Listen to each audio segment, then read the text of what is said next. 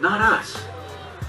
When he said, follow me, remember we did a couple weeks ago, we did a little exercise on interpreting scripture? We must always ask the question, who's speaking, who's he speaking to, and does it apply to me?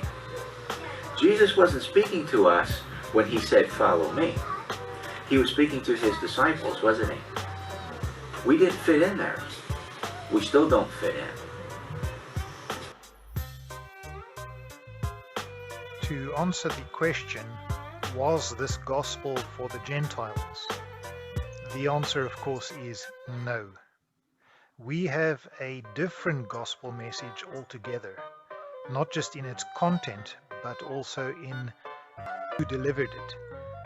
Ultimately, of course, we know the Lord delivered it, but of course, Paul was the recipient of the new gospel, of the grace gospel, and it's through his pen and through his proclamation that we receive a new message.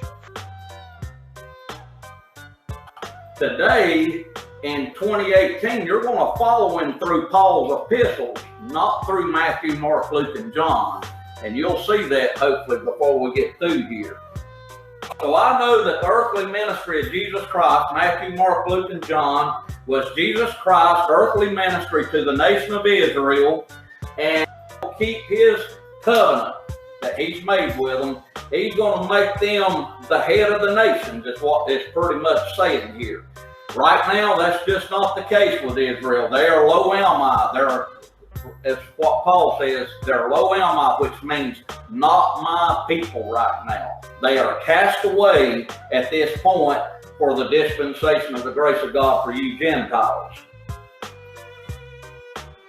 Now, number one, if you read the context of Matthew, it is true that Jesus' earthly ministry, let me emphasize this so the Christians get it, because I pray by the grace of God's Spirit, Umar gets it, but I'm more concerned that Christians understand their scripture for the glory of Jesus Christ. It is true that Jesus limited himself, his earthly ministry, his own ministry on earth to the Jews. Now why? Because they were the children of the covenant. They were the heirs of the prophets. It only makes sense that the Jewish Messiah would come to the Jewish people to announce the fulfillment of the promises given to them through the prophets. So yes, Jesus himself, physically on earth, limited himself only to the Israelites. Once his ministry and mission was done, after his resurrection, he would then send the apostles on his behalf to all the nations. That